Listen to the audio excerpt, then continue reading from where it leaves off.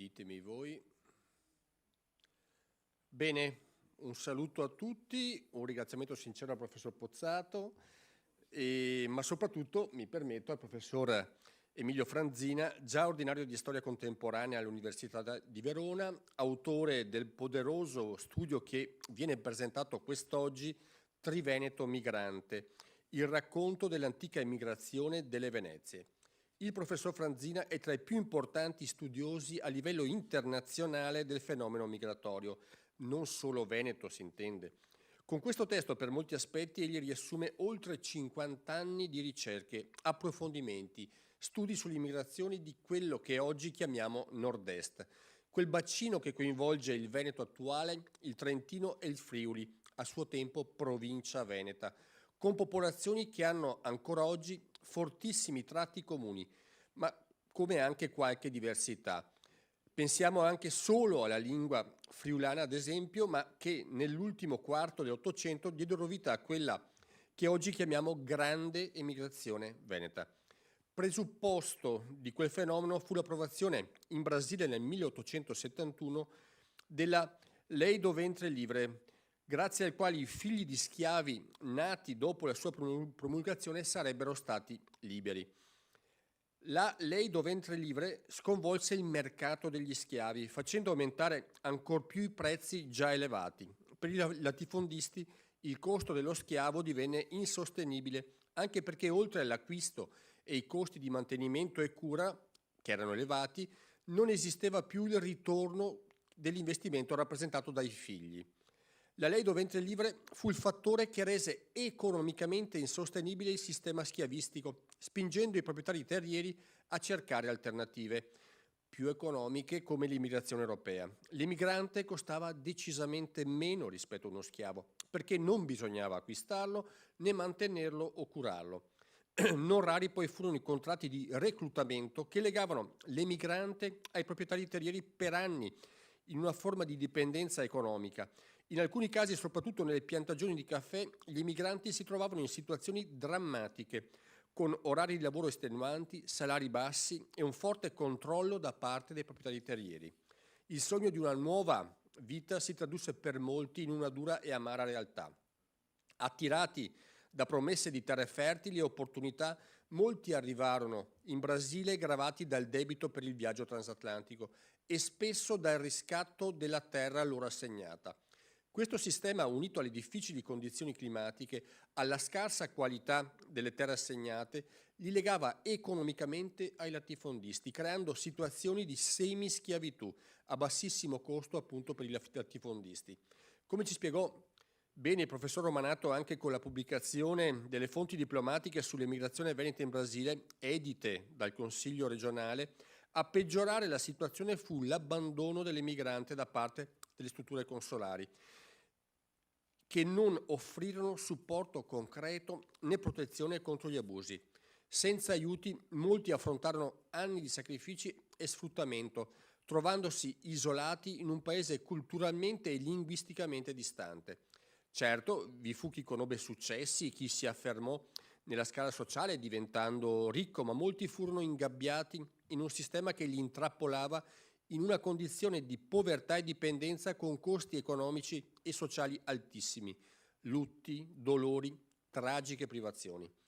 A lungo la storia dell'emigrazione veneta fu, per così dire, dimenticata anche dagli studiosi e proprio il professor Franzina, attorno al 1973, fu tra i primi che si impegnò a ricostruire questa storia, liberandola dal folklore, dalla nostalgia, da interpretazioni superficiali e aneddotiche, affrontando con rigore scientifico il tema chiave del Novecento, fondamentale nella storia del Veneto. Il libro di cui si parla oggi è l'ultima testimonianza di un percorso di studi che per molti aspetti è eccezionale e che ha portato il professor Franzina ad essere, come dicevo, uno dei massimi esperti internazionali di questo fenomeno.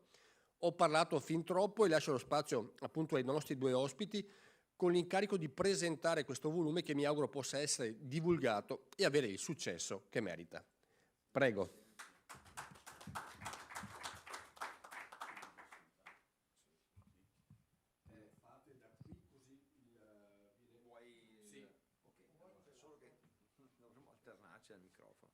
Allora, intanto buongiorno a tutti.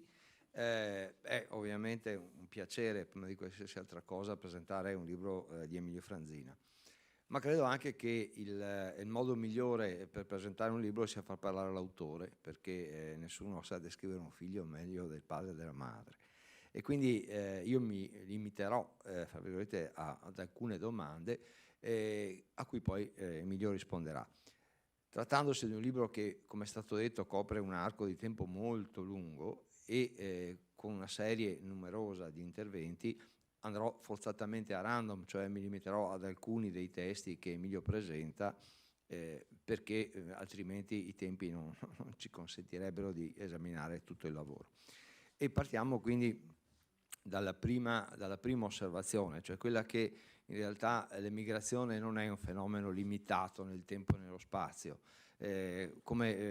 il primo saggio del volume mostra chiaramente, l'emigrazione ha radici molto lontane. Prima della prima guerra mondiale in tutto l'impero si usava spesso l'espressione Katzelmacher, cioè i facitori di gattini, per definire gli italiani, per definire soprattutto l'accattonaggio italiano che aveva una lunga tradizione nell'impero. E all'indomani, siamo vicini alla giornata del ricordo, all'indomani della seconda guerra mondiale, tra gli italiani obbligati al rimpatrio dall'Istria e dalla Dalmazia, ci sarà più di qualcuno che aveva già nome e cognome croato o croatizzato, perché in realtà era convinto di essere slavo e non italiano, in quanto si trovava all'interno dell'impero ormai da secoli e la famiglia aveva ovviamente tentato di integrarsi anche dal punto di vista linguistico. D'altro canto il fenomeno migratorio non è affatto terminato. Chi di noi ha figli in età di inizio del lavoro sa quanto sia diffuso ormai il fenomeno dell'emigrazione dei cervelli, cioè dei nostri ragazzi che vanno a lavorare all'estero piuttosto che in Italia perché trovano in Europa o negli Stati Uniti più opportunità di esprimere se stessi purtroppo che non nel nostro paese. Allora arriviamo finalmente alla prima domanda, Emilio. Inizi parlando delle origini dell'emigrazione e le intessi nei secoli addirittura in cui c'è la Repubblica Veneta, non ancora lo Stato italiano, e da lì arrivi a tirare una serie di nodi che si prolungano fino ad oggi. La domanda è semplice. Perché l'emigrazione? Perché l'emigrazione è un fenomeno così complesso anche alle sue origini, cioè anche tra 700 e 800.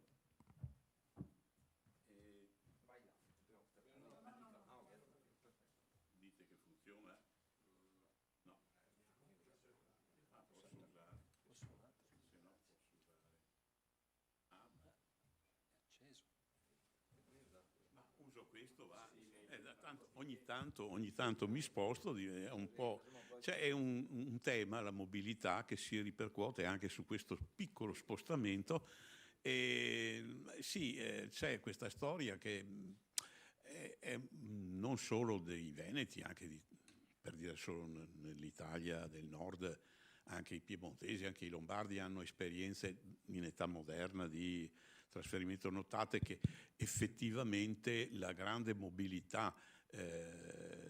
delle società di vecchio, di antico regime, è anche geograficamente più collocata al nord, non perché dopo sapete che c'è la valanga dell'emigrazione meridionale dagli anni 70-80 dell'Ottocento, comincia lentamente e poi supera anche il nord. Però ecco, c'è una storia che è complessa, che ha alcune zone, non a caso io mi sono servito del discorso del Triveneto, che è vecchia formula, no? Perché riproduce sostanzialmente, tranne qualche piccola variazione, l'entità che era quella della Serenissima. Il Triveneto è il nord-est, inteso come, però con dentro anche il Trentino, chiaramente. No, non mi spingo oltre Salorno, mi basta il Trentino, che ha caratteristiche proprio simili e in alcune parti, in particolare nel Friuli, nella Carnia, è una storia che è massiccia, che dimostra già nel 500, nel 600, che non è solo la povertà assoluta, la miserabilità, ma è anche una struttura quello dell'emigrante è un mestiere e ci sono zone, come appunto dicevo la Carnia, in cui si capisce benissimo come funziona il meccanismo, che è poi un meccanismo che ci è noto, perché basta andare a memorie anche addirittura spesso per i veneti normalmente familiari, non c'è uno che non abbia dentro in casa una storia di emigrazione o in Europa o nelle Americhe o in Australia, e lì si capisce come questo tipo di risorsa derivante dal lavoro combinato con la mobilità è destinato a cambiare ad un certo momento i destini di intere zone, perché la Carnia, ripeto, è emblematica, perché è tutta una storia che ruota attorno anche a racconti che vengono fatti dagli stessi emigranti, le loro lettere si cominciano a trovare già appunto alcuni secoli fa. Io l'ho solo a suo tempo applicato come schema di interpretazione a esperienze più recenti, ma in alcuni casi era già documentato in secoli in cui si parla però di una età moderna, dove ad esempio Venezia era ancora una potenza, mentre invece la grande emigrazione, quella di cui si occupa anche fondamentalmente questo libro, è una grande emigrazione che comincia dopo l'Unità d'Italia, ma non perché c'è stata l'Unità d'Italia, non è vero quello che diceva ma neanche il mio amico Rocchetta, ma anche altri, Beggiato ad esempio, non è vero che vanno via perché è arrivata l'Italia, perché se no andavano via solo i veneti e non andavano via i trentini. Infatti la cosa curiosa è proprio questa: noi stiamo in questi giorni vedendo come ci sia la celebrazione dei 150 anni dell'emigrazione italiana, ma poi fondamentalmente veneta, in Brasile, con una sfasatura, perché in Espirito Santo, lo Stato brasiliano dove è più forte la presenza trentina, ISE partì prima, perché effettivamente successe nel 1874 che un contingente di quasi 400 emigranti, 386 erano, dei quali solo una ventina veneti, tutti gli altri trentini, sbarcarono nel porto di Vittoria e iniziarono la storia della colonizzazione agricola e dell'immigrazione italiana in Espirito Santo. I capisciabas hanno deciso che l'anno centenario era l'anno scorso e hanno fatto tutto quello che ha dato luogo, anche credo creando problemi a chi in Italia voleva partecipare fra virgolette i festeggiamenti, che invece in grande stile si svolgeranno nel Rio Grande do Sul quest'anno, perché era stato fatto così anche nel 1975, quando facemmo poi, prendendo l'esempio brasiliano, con 2 anni di scarto, anzi un anno, però lo facemmo l'anno dopo a Vicenza, un grande evento, una mostra che celebrava i 100 anni dell'emigrazione.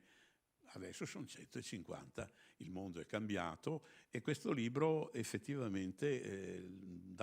cerca di dare una risposta anche alla prima domanda che Pozzato mi ha fatto, ma penso che ne abbia altre da fare, no? Sì, allora, ripeto, andiamo a random, quindi andiamo a pescare all'interno del volume. Dove sia sto E posto? andiamo a pescare all'interno del volume e all'interno del volume c'è una cosa singolare, cioè tu riproduci pari pari una lezione magistrale fatta da Rigoni Stern. Ora noi Mario lo ricordiamo come chiaramente lo scrittore del Sergente della Neve, lo ricordiamo come grande scrittore veneto assieme a Meneghello della letteratura contemporanea, ma certamente credo che se si chiedesse in giro qual è il rapporto fra Mario e l'emigrazione, le risposte sarebbero quasi nulle. Ora invece in quella lezione, io credo sia il motivo per cui tu la riporti, c'è un forte interessamento per l'emigrazione. Allora la domanda diventa scontata: qual è il rapporto fra Mario Rigoni Stern, l'altopiano, di cui ormai sei un cittadino onorario, e l'emigrazione? Ma dunque la risposta è facile, perché in realtà l'ha data lui. Dunque col Mario, come tanti altri studiosi veneti, fin da quando mi è stato possibile ho avuto rapporti diretti, personali, quindi questa domanda l'ho fatta anch'io a lui, ma lui stesso ha dato già ampiamente risposta. La prima risposta è che in casa, in famiglia, lui aveva un pezzo di famiglia in Australia, un pezzo di famiglia negli Stati Uniti, e obiettivamente l'esperienza di quell'area lì dell'altipiano dei 7 comuni e quella sua familiare riproducono le condizioni che per 100 anni, perché fino alla fine però degli anni 60-70 dell'Ottocento dall'altipiano non si emigrava, era una zona poverissima e approfitta di una congiuntura per cominciare l'esperienza che poi si sviluppa all'inizio soprattutto in Europa, perché Rigoni Stern poi è famoso anche per aver parlato, oltre che degli australiani e dei brasiliani, soprattutto di quelli che vanno in giro per l'Europa, a cominciare dai suoi paesani che hanno delle anticipazioni storiche. Tu poi, Pozzato, sei di Bassano, sai meglio di me che le stampe dei Remondini già alla metà del Settecento cominciano a essere divulgati in Europa, perché le portano in giro i venditori di stampe che sono sia tesini e quindi starebbero in Trentino oggi, ma sono anche veneti. E Rigoni Stern parla di questa mobilità che sposta tanti suoi compaesani in giro per l'Europa, soprattutto nelle Germanie, no? E parla di cose che a me facevano impressione quando me le raccontava lui, ma poi le ha messe anche dentro ai suoi scritti, alle sue scritture, soprattutto quelle giornalistiche. Rigoni Stern ha scritto tante, dal Sergente della Neve in avanti, ha scritto tante cose omogenee, poi ha una produzione ricchissima di, come dire, ha fatto sulla stampa, soprattutto sul giorno, decine, centinaia di articoli che non sono tutti rientrati nell'opera Omnia. E fra l'altro segnalo che io in questo caso ho usato nel profilo di Rigoni Stern per la prima volta, credo, ma lì sfruttando amicizie personali, perché ho chiesto in realtà aiuto al figlio Gianni Rigoni Stern che mi desse una mano a entrare in questa cosa bellissima che hanno fatto ad Asiago. Ad Asiago il comune ha messo a disposizione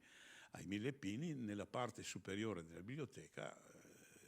i luoghi di raccolta delle sue carte. Sono 300.000 pezzi e ho avuto privilegio, devo dire, confesso, perché altri non l'hanno potuto fare, e dopo vi spiego perché, la possibilità di entrare in questo archivio e di vedere anche, fra l'altro con imbarazzo e stupore, perché ho trovato anche lettere che ho scritto io a lui, e poi sono andato in cerca qualcuna che lui ha scritto a me, ma soprattutto una quantità di testimonianze che supera anche quelle che poi sono confluite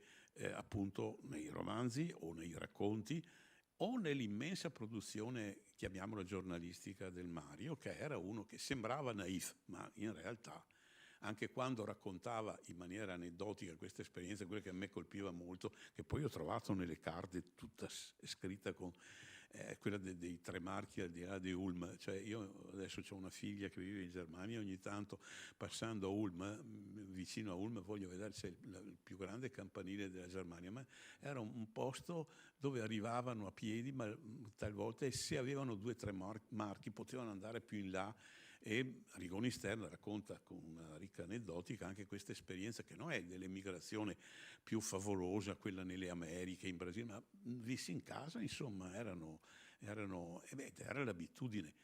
contratta da popolazioni che avevano cominciato a fare questa esperienza negli anni 60-70 dell'Ottocento, invece che 2 o 3 secoli prima, come i Carnici o una parte dei friulani. Ecco, spiego, ne approfitto un attimo per dire che il Triveneto in questione è prevalentemente veneto, ci sono degli spazi minori per il Trentino e per il Friuli, non perché siano meno importanti nell'ottica mia, perché li ho studiati meno io, ma comunque effettivamente Rigoni Stern mi è servito per dare un'idea di un'emigrazione che non è solo l'emigrazione in America, ma che lui tratta molto, ma per motivi familiari, perché molte delle cose che racconta le ha effettivamente vissute in famiglia. Lui stesso a un certo momento, coinvolgendo pare anche Vittorini, che poi invece cambiò idea, voleva dopo la guerra emigrare all'estero. Allora, andiamo sui terreni che a me sono più congeniali. Una parte importante del libro, e forse anche, smentiscimi se sbaglio, una delle più recenti, di quelle di cui si è occupato più di recente, è quella che riguarda la Grande Guerra. Prima il Presidente ricordava lo scarso intervento che i nostri consolati hanno nei confronti dell'emigrazione, che peraltro cambia completamente, cioè l'intervento diventa molto più attivo nel momento in cui l'Italia entra in guerra e nel momento in cui invece il ritorno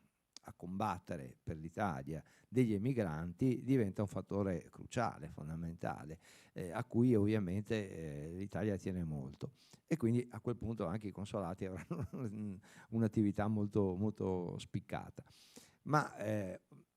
non dimentichiamo che Emilio, prima di questo saggio che compare nel libro, ha anche dedicato un suo libro molto bello alla storia quasi vera del Milite Ignoto, dove il suo Milite Ignoto appunto è un emigrante di rientro. Ora, questo fenomeno dell'emigrazione di rientro, nel caso della Grande Guerra, non è banale, perché è chiaro che, al di là poi di una domanda che ti farò sul razzismo e sui torti subiti dagli italiani, ma è chiaro che chi era all'estero era già di fatto appartenente a un'altra patria. Nulla lo obbligava in sostanza a tornare in Italia per andare a morire per una patria da cui in sostanza era stato allontanato. Ora, qual è il tema qual è l'intreccio dei problemi legati alla Grande Guerra e all'emigrazione anche all'interno dell'ambito semplicemente di chi parla italiano, quindi dei trentini ancora imperiali da una parte e dei veneti italiani dall'altra? Tema, ci ho costruito sopra più di un libro. Devo dire che il libro principale non l'ho neanche fatto in Italia, perché è un libro che è uscito nel 17 a Belo Horizonte in Brasile, si intitola Entre due patrie, tra due patrie, e mi sono occupato lì di una questione che riguarda i veneti, i friulani, ma soprattutto i veneti e i trentini, in rapporto alla loro esperienza durata in quegli anni lì, dal 14, cioè meglio dal 15 effettivamente al 19, al 18, alla fine del 18, che mi aveva molto affascinato, perché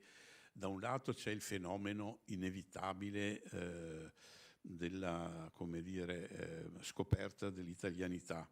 cioè c'è da intendersi. Quando emigrano, 9 su 10 hanno una identità molto fortemente locale, ma neanche regionale, locale.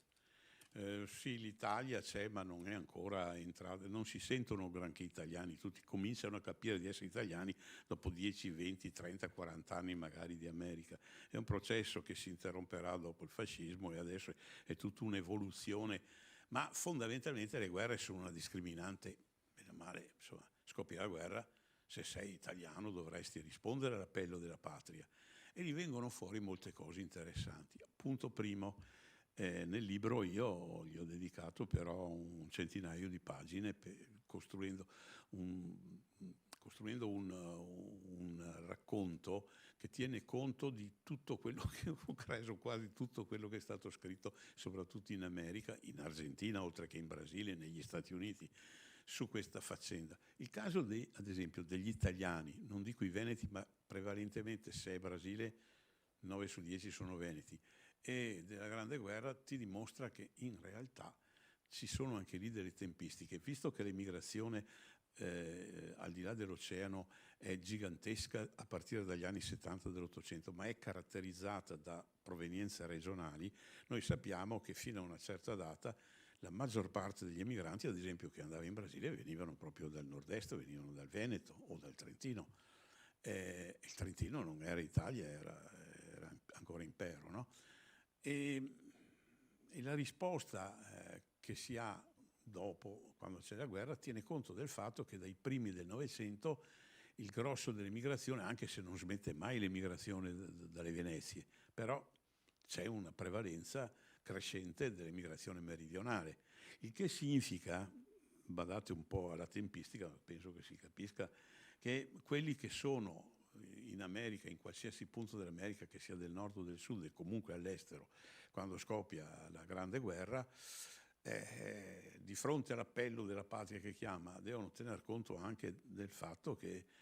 molti di loro, se non rientrano, rischiano di non poterlo più fare, almeno c'è il rischio, no, di essere considerati renitenti alla leva e quant'altro.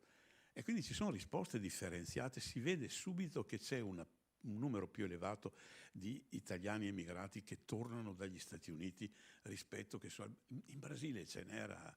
una quantità enorme di italiani, per lo più settentrionali, per lo più veneti. Effettivamente ne rientrano solo 10.000 a andare a combattere.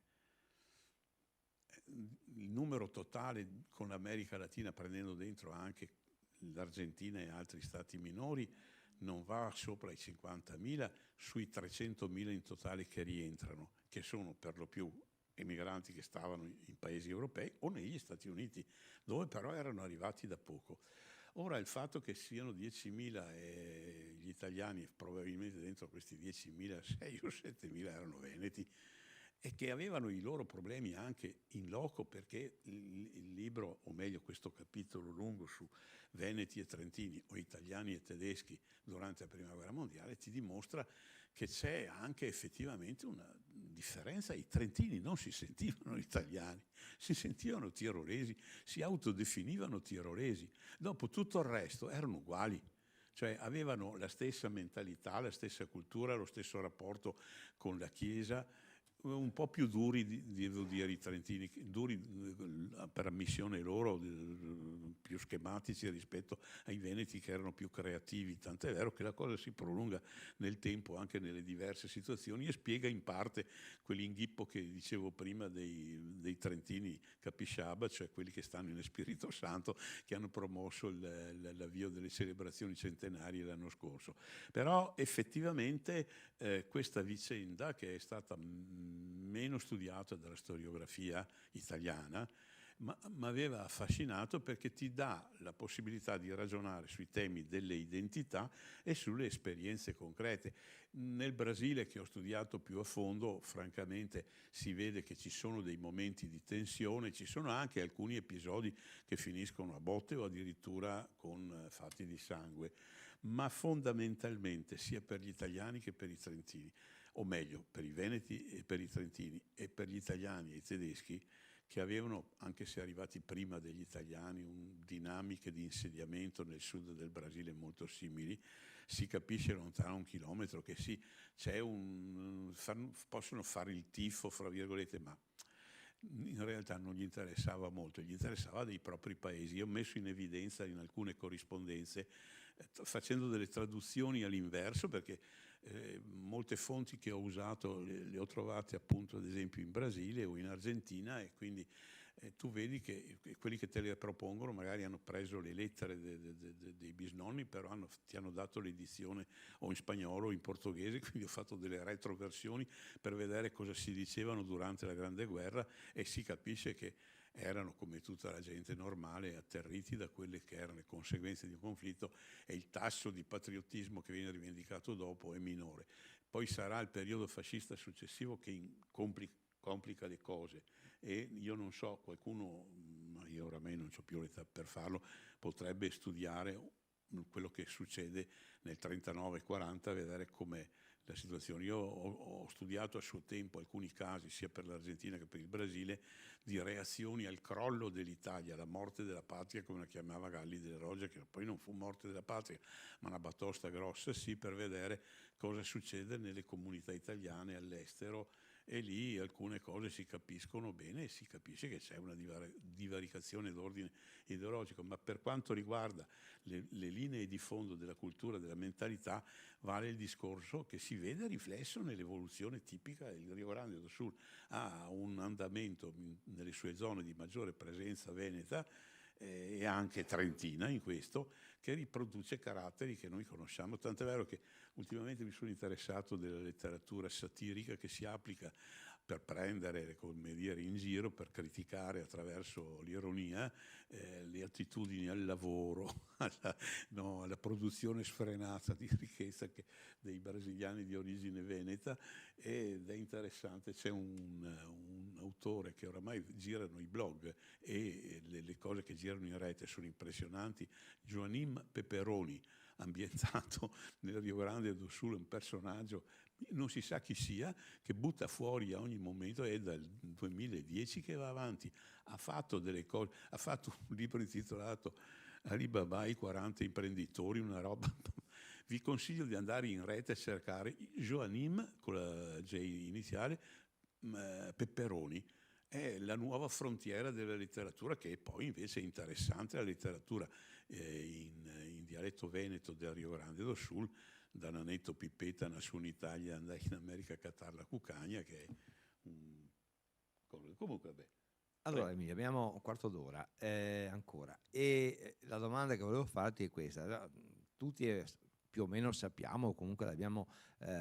visto tra il cinema e il teatro, la stessa letteratura, abbiamo parlato dell'emigrazione interna che fa nascere il boom economico, la fuga dal sud, la creazione dei grandi sobborghi industriali a Torino, a Milano, però invece si è parlato molto meno, anche se negli ultimi anni qualcosa è emerso, di un'altra emigrazione, quella proprio dei veneti verso adesso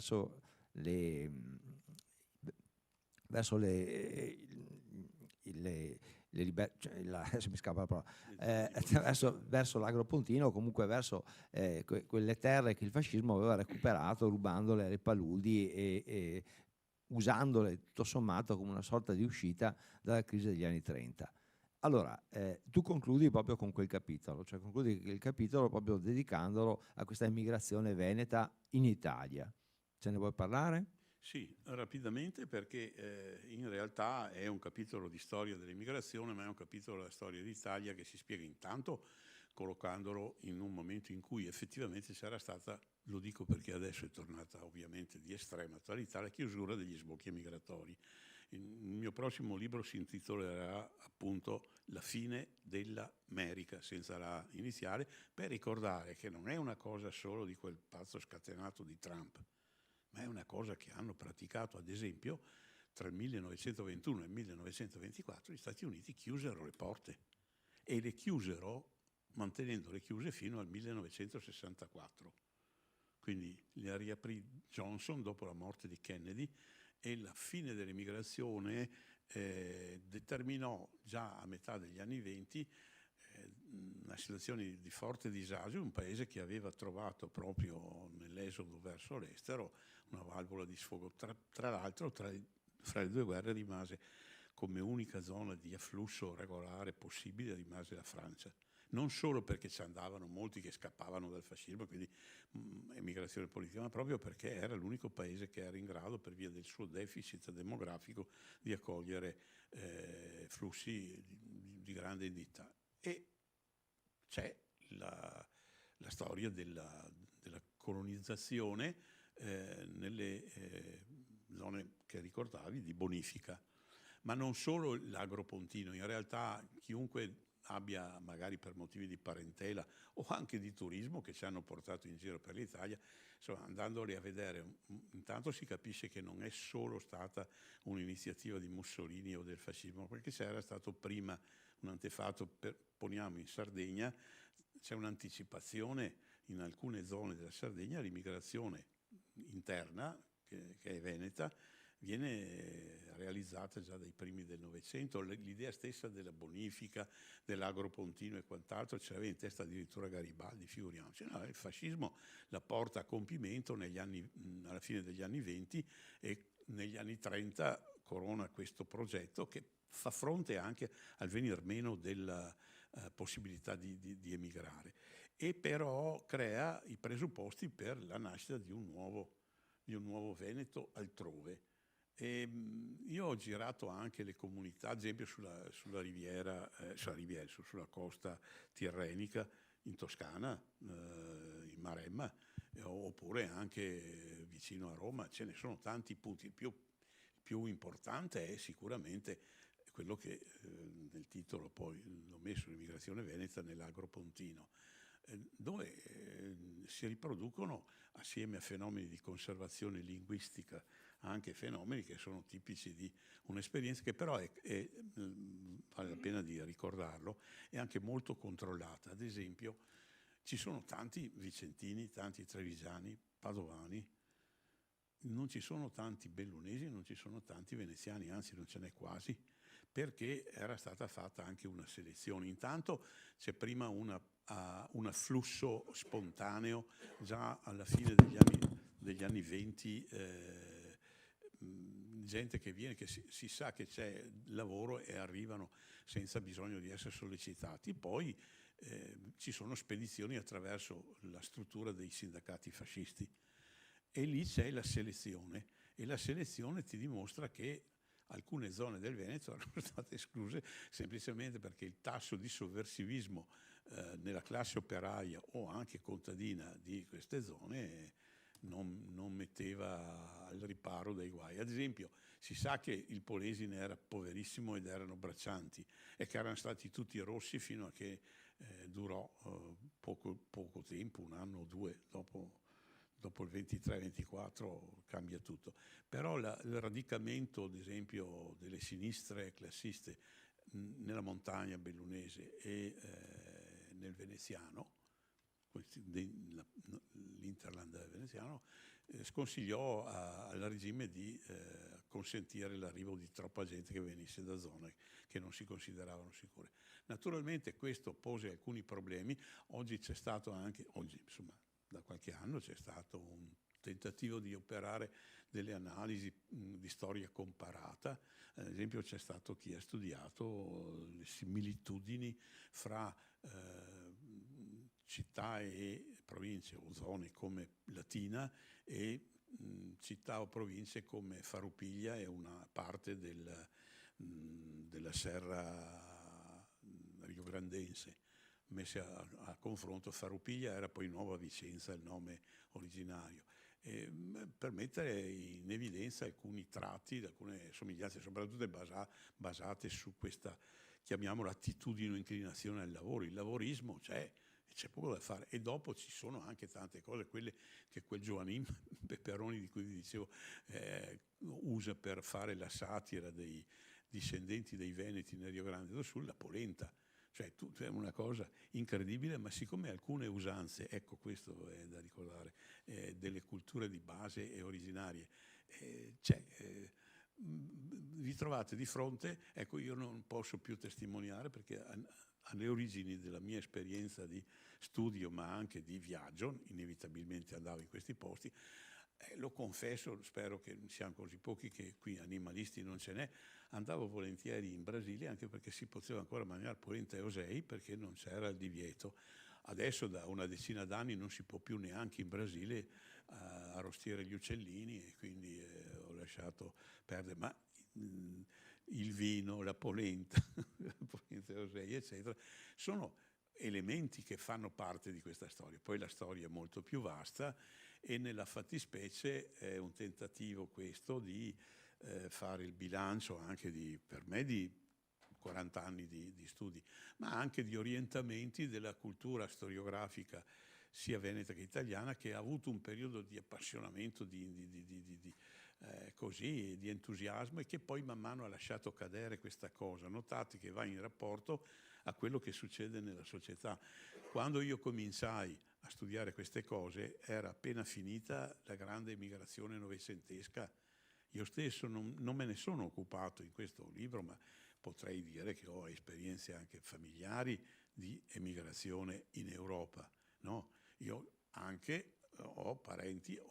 oramai me ne è rimasta solo una di cugina in Brasile, però i primi tempi in cui andavo in Brasile avevo la famiglia di mio zio e di mia zia che stavano lì dagli anni 50,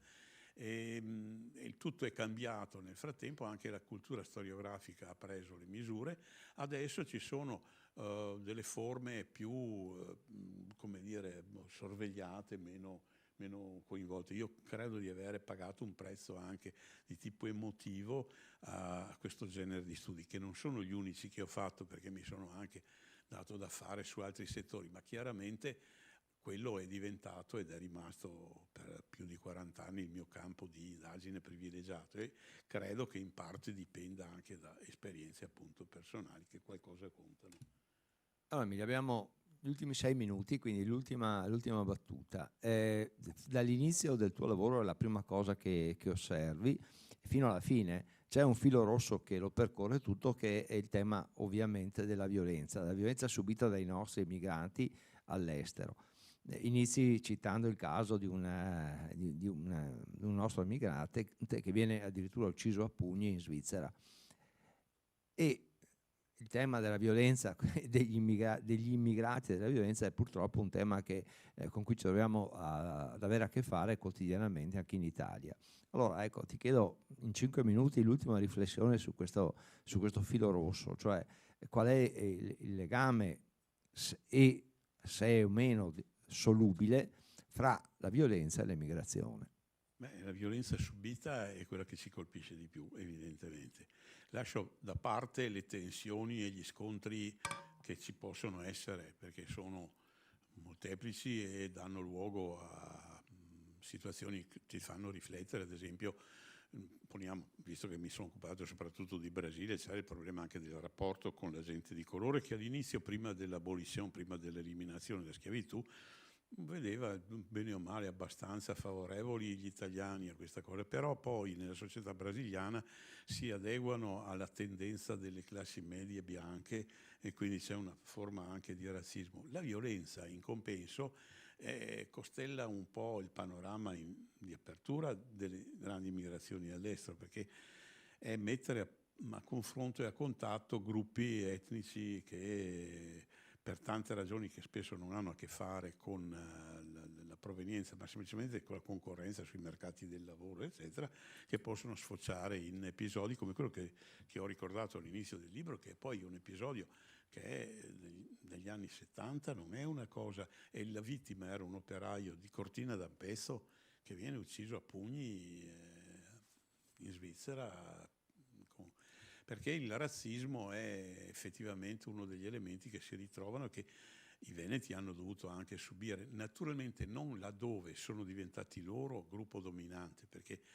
i veneti nel Rio Grande do Sul sono la classe dirigente e fra virgolette comandano, ma i veneti che sono andati a San Paolo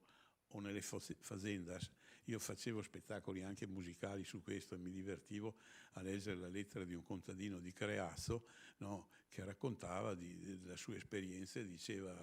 qua in Brasile la vita non è così bella come pensate, mangiare a mattina fasoi, a mezzogiorno fasoi, a sera fasoi. E poi all'inizio della lettera l'America è una merda. Questo era letterario. Ho fatto spettacoli musicali imperniati anche su questo aneddoto con le canzoni relative in Brasile, in posti dove c'erano i discendenti dei nostri emigranti. E vedevo le reazioni diverse. Li ho fatti in Minas Gerais e a San Paolo, dove c'era una discendenza di gente che aveva fatto esperienze che non erano sfociate nei risultati positivi che si sono avuti nel Rio Grande do Sul. La violenza però subita, cioè, è una pagina tristissima e è una pagina che è stata scritta dagli studiosi, ma che ancora in larga misura resterebbe da completare, perché i resoconti più impressionanti si trovano anche nelle stesse corrispondenze consolari, cioè i consoli e i diplomatici ti mettono nelle loro relazioni qualche episodio, dopo c'è la parte invece più grossa che sono i carteggi che si scambiano fra Roma e i singoli posti dove non sono neanche i consoli ma gli agenti consolari, cioè gente che sono degli emigranti un po' magari saliti nella scala sociale, che vengono incaricati di funzioni che spettano alla diplomazia e che fanno i resoconti su queste realtà che, viste da questo punto di vista, sono un po' diverse da quelle che invece prospetta talvolta la stampa. A parte il fatto però che esiste e dura in vita 30, 40, 50 anni in varie parti del mondo in cui arrivano gli emigranti italiani in genere, ma anche proprio i veneti no? Esiste una stampa che è legata all'associazionismo, alle società di mutuo soccorso, alle scuole, le cose che venivano gestite in proprio, e c'è una stampa che fino alla seconda guerra mondiale riesce a far arrivare notizie, e talvolta anche lì si rompe quel circuito che è interno, un circuito chiuso di informazioni che pervengono magari al Ministero, ma che per tante ragioni, non ultime quelle di natura politico-diplomatica, non vengono portate, sì, vengono fuori. C'è il caso, non era veneto, era lombardo, di un Angelo Longaretti, aveva 18 anni nel 1900, per questioni di onori in realtà in una fazenda paulista, prende a revolverato e uccide il proprietario terriero, che era poi il fratello del Presidente della Repubblica del Brasile di allora. Cioè, una campagna stampa è per difendere l'onore minacciato delle sorelle. E sto qua viene condannato ovviamente all'ergastolo, ma viene tirato fuori da una campagna stampa nel 1908, fa 8 anni di prigione, è morto nel 1964, e quello è un caso di violenza agita e non subita, ma i casi invece di violenze che sono state fatte ai danni degli emigranti ce ne sarebbero. E ci sarà un altro libro, magari lo scrivo più avanti se io faccio. Grazie. Ringraziamo Emilio, ringraziamo ovviamente il Presidente Ciambetti e la Regione che ci ha voluto qui oggi, e chiudiamo qui la presentazione di Veneto Migrante.